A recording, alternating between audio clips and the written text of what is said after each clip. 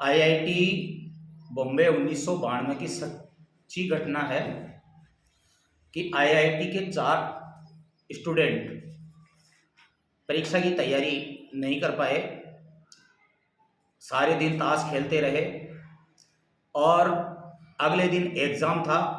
सुबह 4 बजे तक वो ताश खेलते रहे और अब उनको कुछ भी याद नहीं था।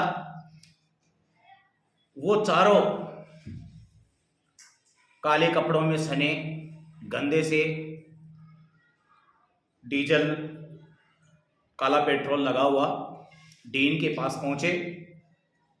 उन्होंने कहा रात एक दोस्त की तबीयत खराब हो गई, अस्पताल लेके गए, गाड़ी बंद हो गई, उसको यहाँ तक खींच करके लाए।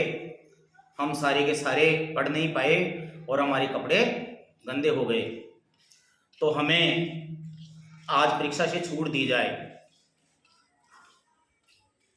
डीन ने कहा कोई बात नहीं, आपको 3 दिन का समय दिया जा रहा है, अगले 3 दिन आप तैयारी करें।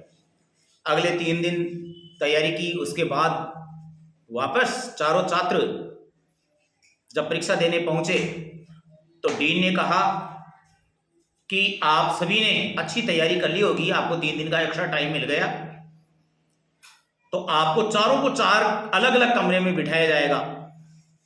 जब उनको प्रश्न पत्र दिया तो केवल 2 ही प्रश्न पूछे गए।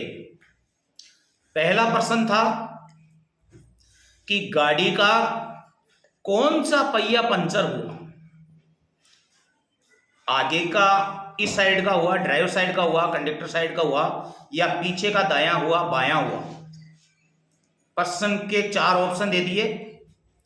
दूसरा प्रश्न पूछा गाड़ी की सीट पर कौन कहां बैठा था, ड्राइवर सीट पर कौन था, कंडक्टर सीट पर कौन था, पीछे की इधर वाली सीट पर कौन था और इधर वाली सीट पर कौन था। केवल 2 ही प्रश्न दिए और ये कहा कि अगर चारों के उत्तर समान होंगे तो ही नंबर दिए जाएंगे, तभी पास माना जाएगा, वरना तो नंबर नहीं दिए जाएंगे, आपको फेल मान लिया जाएगा। तो चारों के ही, वो तो आपको पता ही है कि चारों के उत्तर अलग अलग थे।